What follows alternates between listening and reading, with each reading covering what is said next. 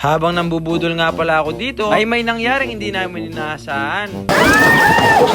Tinakpan ko na nga muna pala ang aking mga paninda. Kaso nga lang, napakalakas talaga ng hangin. Kanya-kanyang diskarte kami dito kung paano namin poprotektahan ng aming mga paninda.